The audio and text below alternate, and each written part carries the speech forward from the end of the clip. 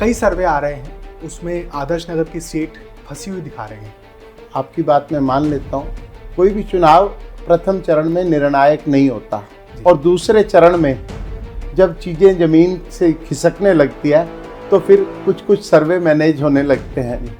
लेकिन इस चुनाव में वो बौखलाहट में चुनाव लड़ रहे हैं। मैं उनके भाषण सुनता भी नहीं हूँ, लेकिन लोग मुझे आके बताते हैं, फिर मैं कभी कभी लिख लेता हूँ। मैं आज भी लिख के लाया था, मुझे पता था कि आप कुछ सवाल ऐसे ज़रूर पहुँचेंगे।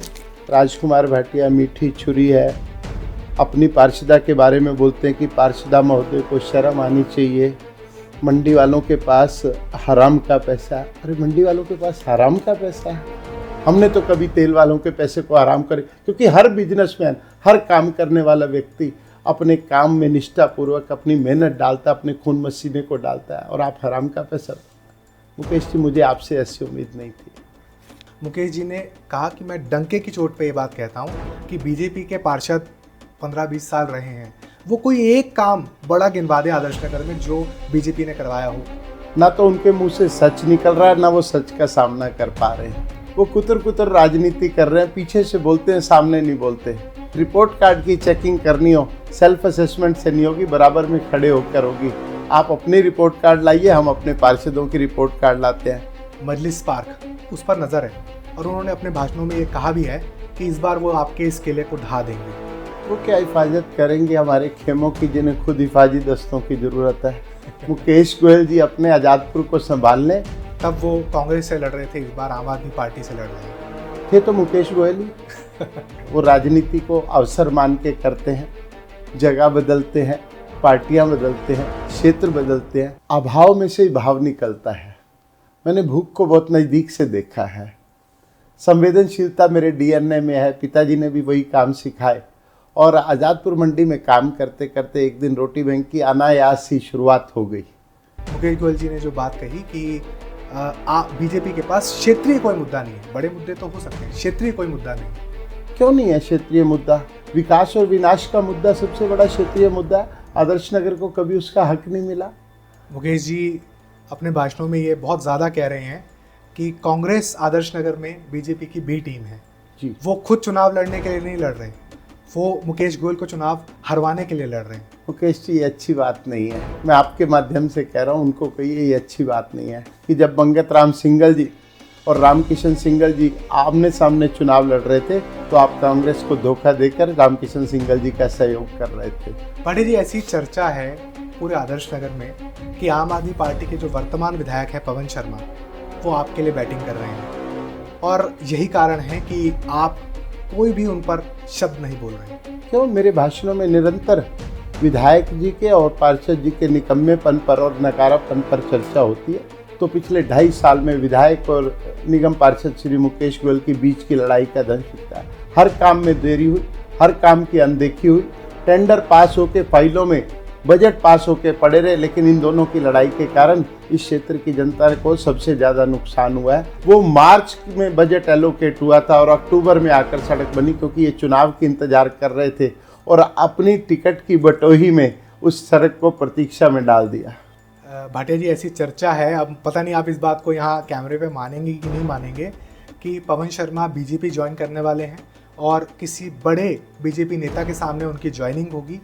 इस बात को बल इससे भी मिलता है कि हाल ही में जब अरविंद केजरीवाल की केबल पार्क में एक बड़ी रैली हुई तो उस मंच पर पवन शर्मा, नेहा अग्रवाल दोनों ही मौजूद हैं। भाटिया जी, इन दिनों आप अपने भाषणों में एक बात का जिक्र बहुत ज़्यादा कर रहे हैं। आप कह रहे हैं कि आदर्श नगर की जो जनता है वो बारूद के ढेर पर है। आप किस बारूद की बात कर रहे हैं? आदर्श नगर के मुहाने पर बांग्लादेशी मुसलमानों का निरंतर कब्जा बढ़ता जा रहा है। रोहिंग्या मुसलमान आके बैठ रहे हैं और वो दहशतगर्दी का काम कर रहे हैं। क्या वो कारण रहेंगे जो आपकी जीत का बड़ा फैक्टर बनेंगे? आदर्श नगर की जनता के साथ धोखा हुआ है। पिछले 25-30 साल में आदर्श नगर को एक हॉस्पिटल नहीं मिला, एक सर्वोदय विद्यालय नहीं मिला। आदर्श नगर के पास कोई बड़ा इंस्टीट्यूट नहीं है। आदर्श नगर के पास कोई स्पोर्ट्स कम्प्लेक्स नहीं है। इसीलिए ये जो पहले आने की लहर थी, अब जाने की लहर है। लहर आज भी है आम आदमी पार्टी की, लेकिन जाने की लहर है। बहुत तेजी से हिंदू शरणार्थियों की जो झुग्गियाँ थी वो चंद झुग्गियाँ थी पहले, अब वो कई सैकड़ों में हो गई हैं। कोई मुझे बता रहा था कि इसकी संख्या बहुत तेजी से बढ़ी है। आपको नहीं लगता ये क्षेत्र के लिए कोई खतरे की बात हो सकती है? आप अपने भाषणों में डीआरडीओ की ज़मीन का जिक्र बहुत कर रहे हैं। आप कह रहे हैं कि इस ज़मीन को मैं विकास कार्य के लिए इस्तेमाल करने की कोशिश करूँगा। ऐसा क्या करेंगे आप? 45,500 वोट आपको पिछले चुनाव में मिले थे, मात्र 1% से आप रह गए थे। इस बार आपकी क्या तैयारी है? संगठन मुझे जैसी आज्ञा करेगा मैं वही रहूँगा, लेकिन अपना क्षेत्र मैंने ना कभी छोड़ा है ना छोड़ूंगा। मैं दोबारा आऊँगा, तब तक तुम्हारा कद पिघल कर 2 इंच नीचे आ चुका होगा और मेरा हौसला दुगना हो चुका होगा। मैं भी दुगने हौसले के साथ और पब्लिक के प्यार के साथ चुनाव मैदान में हूँ। मेरे जो ये सवाल रहेंगे मैं चाहूँगा कि आप उसको एक लाइन में जवाब दें। मजलिस पार्क की जो पीछे की गलियाँ हैं, जहाँ पे आप जानते हैं कि जल जमाव की समस्या बहुत ज़्यादा होती है, उस पर आपका क्या विजन है? केवलपारा एक्सटेंशन के अंदर जो गेस्ट हाउस हैं, आपने अपने भाषण में भी कहा कि वहाँ पे अनैतिक कार्य होते हैं। क्या उन कामों पे रोक लगनी चाहिए या नहीं लगनी चाहिए? आपकी नज़र में जो हिंदू शरणार्थी पीछे उन्होंने अपनी जो जगह बनाई है, क्या वो कहीं और स्थानांतरित होने चाहिए या नहीं? आदर्श नगर में डिस्ट्रिक्ट पार्क बनना चाहिए, स्पोर्ट्स कॉम्प्लेक्स बनना चाहिए? अगर बनना चाहिए तो कौन सी जगह आपकी नज़र में आपने सोच रखी है कि यहाँ बनना चाहिए? दिल्ली में आपकी नज़र में सरकार किसकी बन रही है? अगर भाजपा की सरकार बन रही है तो क्या आदर्श नगर से कैबिनेट में कोई मंत्री होगा?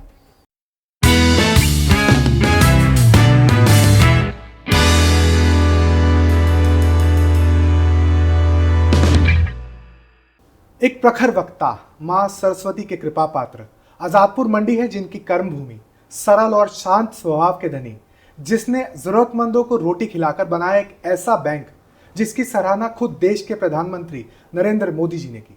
जी हां, आप ठीक समझ रहे हैं, हम बात कर रहे हैं रोटी बैंक वाले राजू भैया उर्फ राजकुमार भाटिया के बारे में।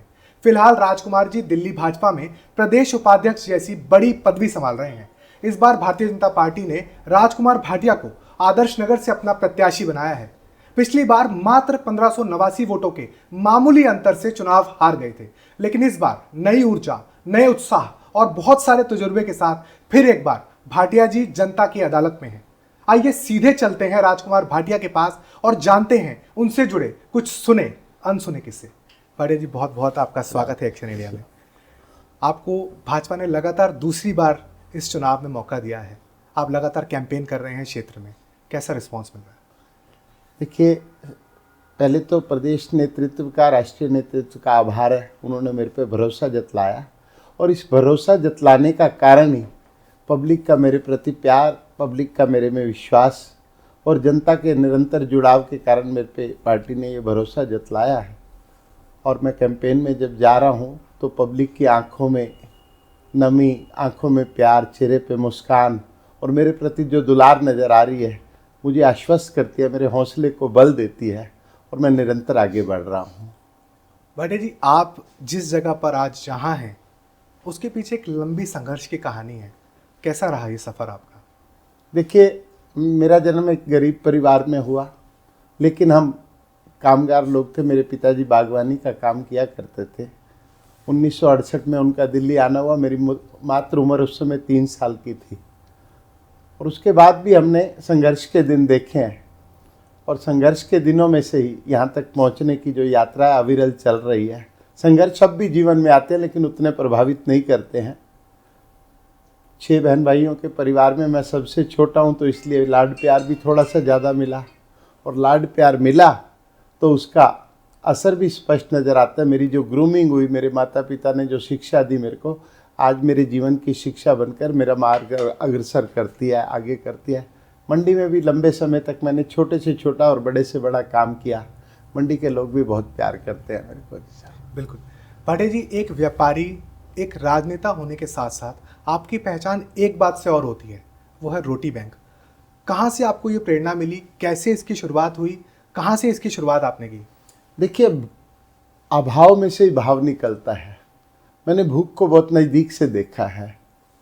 मेरे पिताजी बताया करते हैं, मेरे दादाजी जब पाकिस्तान में हुआ करते थे तो वो रात को अपनी छत पर चढ़कर ये देखा करते थे कि गांव में कौन से घर में चूल्हा नहीं जल रहा, धुआं नहीं निकल रहा, और उसकी रोटी की व्यवस्था किया करते थे। शायद संवेदनशीलता मेरे डीएनए में है। पिताजी ने भी वही काम सिखाए और आज़ादपुर मंडी में काम करते करते एक दिन रोटी बैंक की अनायास सी शुरुआत हो गई। एक व्यक्ति काम मांगने आया उसको काम नहीं दे सकता था, पैसे दिए, उसने पैसे लेने से मना किया, उसने कहा खिलानी है तो रोटी खिला दीजिए।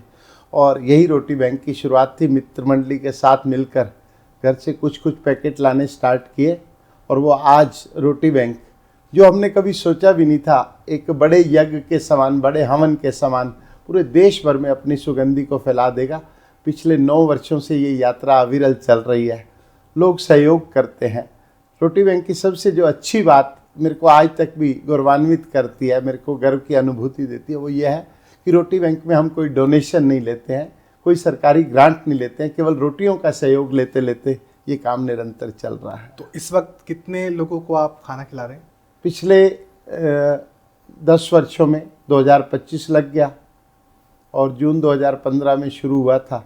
लगभग 32 लाख लोगों को सम्मान सहित भोजन करवाने का ईश्वर ने हमारे पे कृपा की है जी। मैंने कुछ नहीं किया है, मेरे मित्रों ने कुछ नहीं किया है, ये लोगों का सहयोग है, लोगों का भरोसा है हम पर कि जो इन्हें रोटी पैकेट्स देंगे वो ठीक जगह पर पहुंचेंगे। और 32 लाख से ऊपर पैकेट्स हो चुके हैं। हमारा रजिस्टर मेंटेन होता है, लगातार पहले दिन से हम रजिस्टर मेंटेन कर रहे हैं और कोविड के दौरान भी ये सेवा निरंतर चलती रही। ये भी प्रभु की बहुत बड़ी कृपा रही हम पे। इस बार का जो चुनाव है उसमें 2 बड़े दिग्गज आपके सामने हैं, एक मंगतराम सिंघल और दूसरे मुकेश गोयल। इन दोनों के पास लंबा राजनीतिक और प्रशासनिक तजुर्बा है। एक प्रतिद्वंदी के तौर पर आप उन्हें कैसे देखते हैं? राजनीति में हम लोग विरोधी तो हो सकते हैं लेकिन दुश्मन नहीं है। वो प्रतिद्वंदी कुछ दिनों के लिए हैं, उनका राजनीति का अपना तजुर्बा होगा, उनकी अपना अनुभव होगा, लेकिन मैं सोचता हूँ कि उनकी और मेरी राजनीति में फ़र्क है। वो राजनीति को अवसर मान के करते हैं, जगह बदलते हैं, पार्टियां बदलते हैं, क्षेत्र बदलते हैं। मैं राजनीति को सेवा का मिशन मानता हूँ। राजनीति मेरे लिए अवसर नहीं है, सेवा का मिशन है। और मैं राजनीति से पहले भी समाज नीति की चर्चा करता हूँ। मेरे लिए समाज सब सर्वोपरि है और जिसके साथ समाज होता है, राज उसका ठीक चलता है। पांडे जी, आप आदर्श नगर से चुनाव लड़ रहे हैं। आदर्श नगर की जो सीट है इसकी तासीर कभी भी भाजपा फेवरेबल नहीं रही।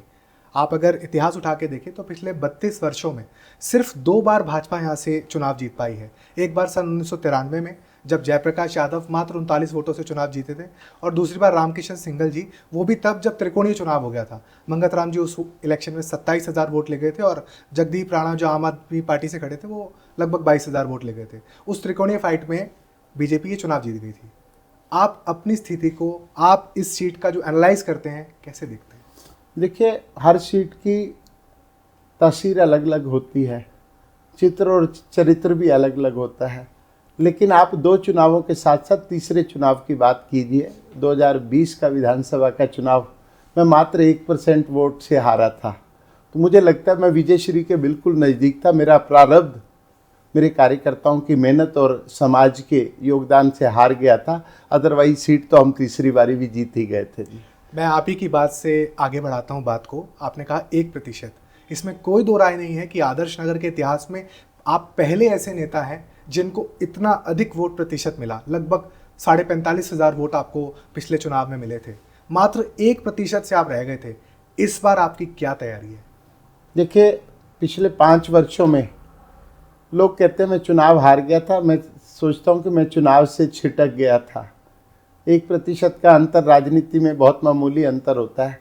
और इन 5 वर्षों में संगठन के विभिन्न दायित्वों पर रहते हुए संगठन ने मुझ पर भरोसा किया, मुझे सीखने सिखाने का कुछ अवसर दिया। मेरे अनुभव में वृद्धि हुई, मेरी क्षमताओं में वृद्धि हुई और मेरा परिवार भी बड़ा हुआ। और मैं तो एडमंड हिलेरी के उस कथन को याद करता हूँ, जब वो माउंट एवरेस्ट पे पहली बार असफल हुआ तो उसने एवरेस्ट को ललकार कर कहा था कि एवरेस्ट में दोबारा आऊँगा, माउंट में दोबारा आऊँगा, तब तक तुम्हारा कद पिघल कर 2 इंच नीचे आ चुका होगा और मेरा हौसला दुगना हो चुका होगा। मैं भी दुगने हौसले के साथ और पब्लिक के प्यार के साथ चुनाव मैदान में हूँ। बड़े जी, अब सीधा, क्योंकि आदर्श नगर की बात हो रही तो मैं सीधा चुनाव के मुद्दे पर आता हूँ। कुछ दिन पहले आम आदमी पार्टी के प्रत्याशी मुकेश गोयल जी भी हमारे पॉडकास्ट पर थे। हमने उनसे हर वो सवाल पूछा जो आप अपने भाषणों में उठाते हैं, चाहे वो स्टिंग ऑपरेशन की बात हो, चाहे वो वार्ड बदलने की बात हो। मुकेश जी का ये साफ कहना था कि बीजेपी के पास कोई बड़ा मुद्दा नहीं है, इसलिए वो व्यक्तिगत मेरे ऊपर आरोप लगा रहे हैं।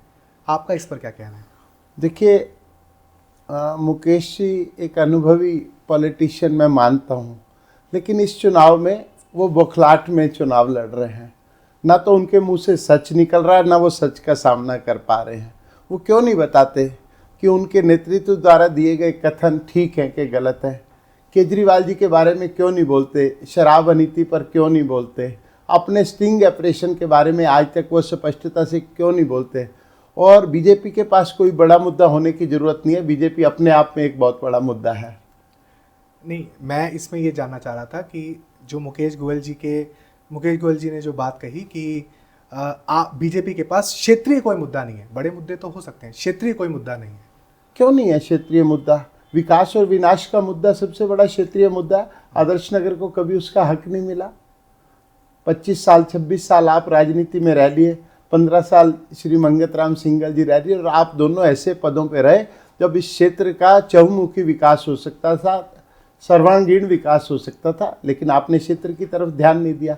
तो मैं क्षेत्र में हुए विनाश की बात भी ना करूं, विकास की अपेक्षा भी ना करूं, या मैं ये भी ना सोचूं कि मेरी जनता को जो मिलना चाहिए था वो नहीं मिला, इतनी बात भी करने का अधिकार आप मुझे नहीं दे रहे हैं। मैं इसी बात को थोड़ा सा आगे बढ़ाता हूँ। मुकेश जी ने कहा कि मैं डंके की चोट पे ये बात कहता हूँ कि बीजेपी के पार्षद 15-20 साल रहे हैं, वो कोई एक काम बड़ा गिनवा दे आदर्श नगर में जो बीजेपी ने करवाया हो, कोई स्कूल बनवाया हो, कोई सामुदायिक भवन बनवाया हो, इस पर आपका क्या कहना है? देखिए, मैं ऐसे दसियों काम गिना सकता हूँ, लेकिन मुकेश जी टाइम तो दें। वो कुतर कुतर राजनीति कर रहे हैं, पीछे से बोलते हैं, सामने नहीं बोलते।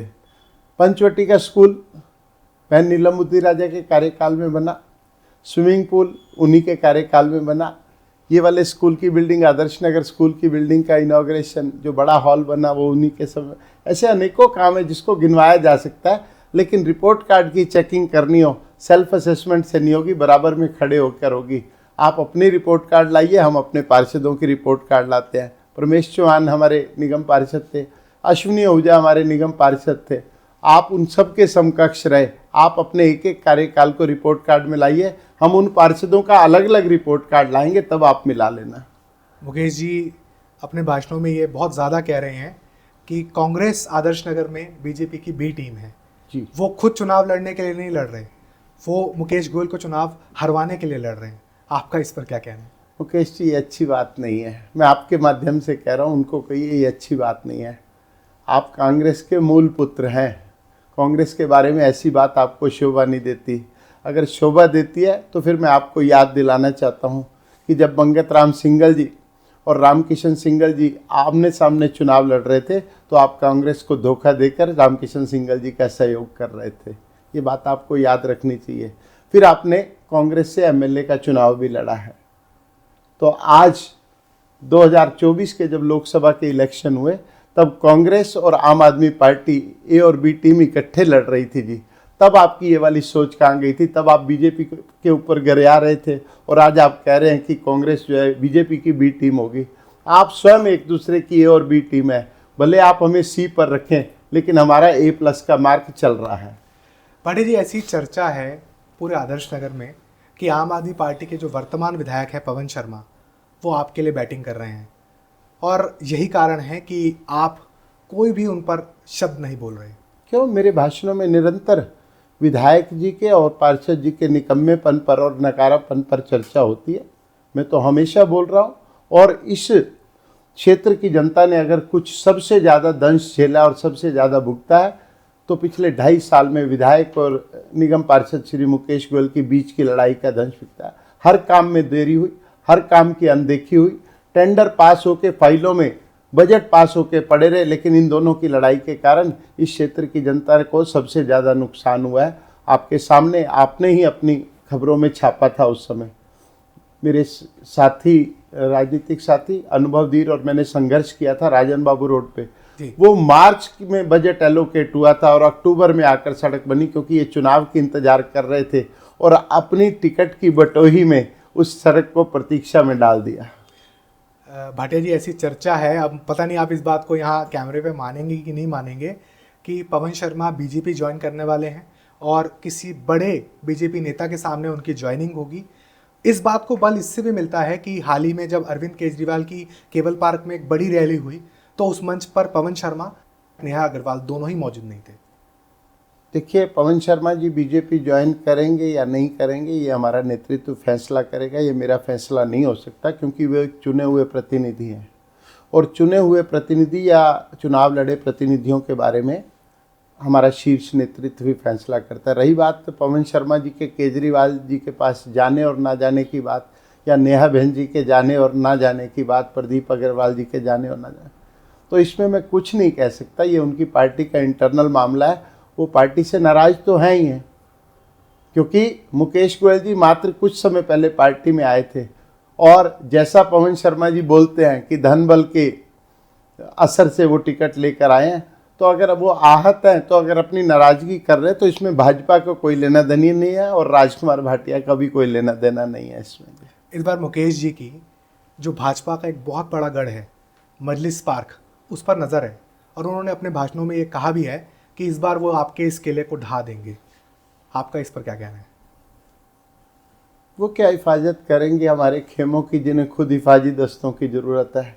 मुकेश गोयल जी अपने आज़ादपुर को संभाल लें और नहीं संभाल हो रही तो पिछला रिजल्ट देख लें। पिछली बारी भी मुकेश गोयल जी चुनाव लड़े थे और आज़ादपुर से उन्हें क्या मिला था।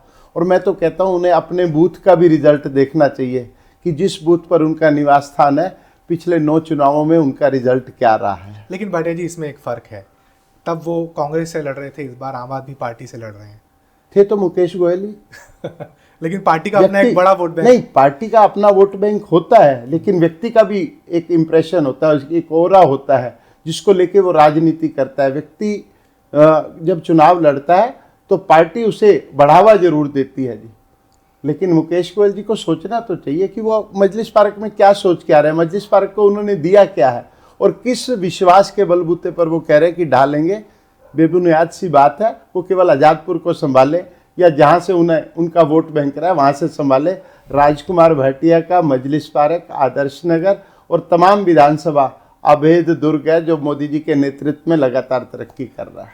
भाटिया जी, मैं एक इसी से जुड़ा सवाल आपसे पूछना चाहता हूँ। कई सर्वे आ रहे हैं, उसमें आदर्श नगर की सीट फंसी हुई दिखा रहे हैं। आपका इस पर क्या कहना है? किसके बीच फंसी हुई दिखा रहे हैं? मतलब ये कहीं भी जा सकता है चुनाव, आम आदमी पार्टी की और आपकी बिल्कुल टक्कर की जंग है यहाँ पे। ठीक है, आपकी बात मैं मान लेता हूँ। आप एक सुलझे हुए पत्रकार नहीं, ये मेरा व्यक्तिगत नहीं है, ये सर्वे की रिपोर्ट। मैं वही कह रहा हूँ कि सर्वे भी पत्रकार लोग ही करते हैं, क्योंकि आप समाज को दिशा देते हैं, समाज की दशा बदलने का काम करते हैं। आपकी लेखनी और आपकी व्यूअरशिप जो है आपको देख के ही अपना मन बनाती है। कोई भी चुनाव प्रथम चरण में निर्णायक नहीं होता। बिल्कुल बिल्कुल ठीक बात है। ठीक है। और दूसरे चरण में जब चीज़ें ज़मीन से खिसकने लगती है तो फिर कुछ कुछ सर्वे मैनेज होने लगते हैं जी। शायद इसीलिए कोई फंसा हुआ दिखा रहा है, लेकिन चुनाव एक तरफा है। पूरी दिल्ली में एक ही बयार है, एंटी इनकम्बेंसी के साथ साथ विधायकों का निकम्मापन और आम आदमी पार्टी की दूषित नीतियों के कारण, आक्रमणीयता के कारण दिल्ली की जनता परेशान है और दिल्ली की जनता बदलाव चाह रही है। अब आप इसको सर्वे में मानिए या अपना सवाल मानिए या मेरा जवाब मानिए। इसमें कोई दो राय नहीं है भाटिया जी कि आम आदमी पार्टी की जो लहर पिछले हमने 2 चुनावों में देखी वो नहीं दिख रही। इसीलिए ये जो पहले आने की लहर थी, अब जाने की लहर है। लहर आज भी है आम आदमी पार्टी की, लेकिन जाने की लहर है। तो आप क्या मानते हैं वो फैक्टर्स रहेंगे? मैं पूरी दिल्ली की बात नहीं कर रहा, आदर्श नगर स्पेसिफिक क्या वो कारण रहेंगे जो आपकी जीत का बड़ा फैक्टर बनेंगे? देखिए, पहली बात तो मैंने कह दी, जनता बदलाव चाह रही। दूसरी बात, आदर्श नगर की जनता के साथ धोखा हुआ है। आदर्श नगर का झुग्गी क्षेत्र, आदर्श नगर में जहांगीरपुरी, धीरपुर क्षेत्र, जहाँ स्पष्ट बात कही थी फ्री बिजली पानी होगा जी, ये सुविधाएं होंगी, वो सुविधाएं होंगी। पिछले 25-30 साल में आदर्श नगर को एक हॉस्पिटल नहीं मिला, एक सर्वोदय विद्यालय नहीं मिला। आदर्श नगर के पास कोई बड़ा इंस्टीट्यूट नहीं है, आदर्श नगर के पास कोई स्पोर्ट्स कम्प्लेक्स नहीं है। सारी चीज़ें उपलब्ध हैं, सरकार के पास फंड है। और सबसे बड़ी बात, पिछले 10 वर्षों में जो फंड आदर्श नगर के लिए निर्धारित हुआ था वो भी शायद पूरे से यूज़ नहीं हो पाया। मेरे पास अभी फिगर्स तो नहीं है, लेकिन मैं जानता हूं कि वो फंड पूरा यूज नहीं हो पाया। मैं इसमें सवाल आपसे पूछना चाहता हूं। ये सवाल मैंने मुकेश जी के सामने भी रखा था, तो उन्होंने कहा कि इस इलाके में जगह ही नहीं है, तो मैं कैसे इसमें विकास हो सकते हैं? आपका सवाल किस ढंग से हुआ होगा और उन्होंने किस ढंग से जगह। नहीं, मैंने पूछा आदर्श नगर में डीडीए की बहुत सारी लैंड्स पड़ी है, सेना की बहुत सारी जमीन पड़ी हुई है, और ऐसे कॉर्नर पार्क्स बहुत सारे पड़े हैं जिसमें उन्होंने अवैध कबाड़ी भी ठा रखे हैं। तो जगह क्यों नहीं है? जगह का यूटिलाइजेशन, आपकी इंटेंशन, इच्छा शक्ति, ये सिद्ध तय करती है कि आपको करना क्या है। जरूरी नहीं है हर जगह एकड़ों में जगह हो, जहाँ गजों में जगह है उसका भी तो यूटिलाइजेशन हो सकता है। डूसिब ने अपने शौचालय नहीं बनवाए, जगह थी, क्यों नहीं बने? जो छोटे छोटे मनोरंजन केंद्र बने, जगह थी, बन गए, लेकिन बंद पड़े हैं। तो इसका जवाब मुकेश गोयल जी को देना चाहिए। मेरे ख्याल से उन्होंने आज तक अपने क्षेत्र की मैपिंग नहीं किया है। उनकी मैपिंग केवल इसी बात पर चलती है कि कहाँ से सोर्सिंग हो सकती है, कहाँ पे मैं किसी का अवैध कब्जा करवा सकता हूँ, इन्हीं बातों पर उनकी मैपिंग चलती है। भाटिया जी, आप प्रदेश में एक बहुत बड़े पद पर हैं, आप पार्टी के उपाध्यक्ष हैं। ऐसे आरोप लगते हैं आप पे कि आप क्षेत्र से ज़्यादा प्रदेश की राजनीति करते हैं। कहीं ऐसा तो नहीं होगा कि आप चुनाव जीत जाएंगे तो आप प्रदेश की राजनीति में ज़्यादा सक्रिय रहेंगे, क्षेत्र पर आपका ध्यान कम रहेगा? ऐसा नहीं है। आरोप कौन लोग लगाते हैं मुझे ये भी नहीं समझ आ रहा, लेकिन संगठन हमारा सर्वोपरि है। संगठन में भी काम करने की ज़रूरत है। संगठन का काम करते साथ साथ कार्यकर्ता निर्माण की एक श्रृंखला हमारी पार्टी में चलती है, जो हमारे विचार परिवार से आती है। मैं नहीं सोचता कि मैं किसी कार्यकर्ता से दूर रहा हूँ, सोचता ही नहीं, बल्कि मुझे पता है मैं किसी कार्यकर्ता से दूर रहा हूँ। और आज बीजेपी के पास कार्यकर्ताओं की एक बड़ी फौज है। वो इसीलिए है क्योंकि हमारे यहाँ रिक्त स्थान करने की आदत है। एक पद ऊपर उठते ही दूसरे व्यक्ति को मौका मिलता है। तो संगठन का काम करते करते मैं जिस जगह भी काम करता हूँ अपने क्षेत्र का भी पूरा ध्यान रखता हूँ, और चुनाव जीतने के बाद या विधायक बनने के बाद संगठन मुझे जैसी आज्ञा करेगा मैं वही रहूँगा, लेकिन अपना क्षेत्र मैंने ना कभी छोड़ा है ना छोड़ूंगा। भाटिया जी, इन दिनों आप अपने भाषणों में एक बात का जिक्र बहुत ज़्यादा कर रहे हैं। आप कह रहे हैं कि आदर्श नगर की जो जनता है वो बारूद के ढेर पर है। आप किस बारूद की बात कर रहे हैं? आदर्श नगर की जनता सराउंडिंग, अगर आप आज़ादपुर के पुल के आसपास खड़े होकर देखें तो आपको झुग्गी बस्तियों का एक बड़ा क्लस्टर नज़र आता है। लेकिन उन झुग्गी क्लस्टर में भी वो लोग हैं जो ज़्यादातर लोग कामगार हैं, मजदूर हैं, पल्लेदारी करते हैं, वो रह रहे हैं, कोई दिक्कत नहीं है। बारूद का ढेर कहाँ है कि आप पिछले 10 सालों में देखिए कि आदर्श नगर में एकोमोडेशन कितनी बड़ी और वोटिंग का जो परसेंटेज है वो कितना बड़ा, वोट कितने बड़े। इतने लोग आदर्श नगर में आए क्या, या केवल फर्जीवाड़े के कारण चला? आदर्श नगर के मुहाने पर बांग्लादेशी मुसलमानों का निरंतर कब्जा बढ़ता जा रहा है। रोहिंग्या मुसलमान आके बैठ रहे हैं और वो दहशतगर्दी का काम कर रहे हैं। ये कौन सी जगह आप बता रहे हैं आदर्श? देखिए, शाह आलम बांध, आगे जी ब्लॉक में पीछे चले जाइए। जो लोग भारत के हैं, मैं हिंदू मुस्लिम की बात नहीं करता हूँ कभी भी, मैं धर्म की राजनीति नहीं करता, मैं जाति की राजनीति भी नहीं करता, मैं इन सब चीज़ों से ऊपर उठ चुका हूँ। लेकिन जिसके पास देश का कागज़ नहीं है, जिसके पास आने का पासपोर्ट नहीं है, जाने के लिए वीज़ा नहीं है, तो वो देश के लिए, शहर के लिए, मेरे क्षेत्र के लिए खतरा है और खतरा बने रहेंगे। भाटिया जी, इसी से जुड़ा मेरा एक सवाल है। आपने रोहिंग्याओं की बात उठाई कि ठीक है, आदर्श नगर का जो पीछे का इलाका है, 13 नंबर के पीछे का इलाका, वहाँ पिछले 10 सालों में बहुत तेज़ी से हिंदू शरणार्थियों की जो झुग्गियाँ थी वो चंद झुग्गियाँ थी पहले, अब वो कई सैकड़ों में हो गई हैं। कोई मुझे बता रहा था कि इसकी संख्या बहुत तेज़ी से बढ़ी है। आपको नहीं लगता ये क्षेत्र के लिए कोई खतरे की बात हो सकती है? देखिए, 2013 में जब शीला दीक्षित जी की सरकार थी, पहली बारी पाकिस्तान से प्रताड़ित हिंदू लोगों को यहाँ पे, रिफ्यूजी लोगों को यहाँ पे सेटल किया गया था, और उसके बाद निरंतर थोड़े थोड़े लोग वहाँ से जैसे आ रहे हैं। ये भारत की परंपरा है कि जो कहीं से तिरस्कृत है, पीड़ित है, उसको भारत ने सदैव अपने पास रखा है। लेकिन इसके साथ का पॉइंट मैं आपको बता दूं, उन हिंदू रिफ्यूजी बस्तियों में आज दिन तक कोई भी पुलिस का एक भी केस नहीं है। यानी कि वो अपनी पंचायत भी खुद करती है, ये पंचायत भी खुद करते हैं और अपनी रोजी रोटी भी खुद कमा रहे हैं, स्वावलंबन की राह पे चल रहे हैं, लूट खसोट नहीं कर रहे। ये वेरीफाइड फैक्ट है कि कोई पुलिस केस नहीं है जी साहब। अच्छा। और उनकी आपस के झगड़े भी उनकी पंचायत तय करती है। वो अपनी सीमा से बाहर आकर दहशतगर्दी नहीं करते हैं, वो अपनी सीमा से बाहर आकर जो काम करते हैं और काम करके लौट जाते हैं। उनके अंदर की एक इंटरनल व्यवस्था है इसके पालन कर रहे हैं। और मैं नहीं सोचता कि उनसे कोई क्षेत्र को खतरा है, और अगर क्षेत्र को खतरा कोई होगा तो हम पहले व्यक्ति होंगे कि उनके खिलाफ खड़े होंगे और उन चीज़ों को ठीक भी करेंगे। भाटिया जी, मेरे को इसमें जवाब नहीं मिल पाया। जो कब्जा बढ़ता जा रहा है, मैंने उससे जुड़ा सवाल पूछा था कि जो 10-15 झुग्गियां थी वो बढ़ के आज नहीं, 10-15 झुग्गियां नहीं थी, पहले दिन से 123 परिवार आए थे जी। अच्छा। और पिछले 10 सालों में 2-2 3 करके लगभग अब 180 परिवार वहां पर हैं।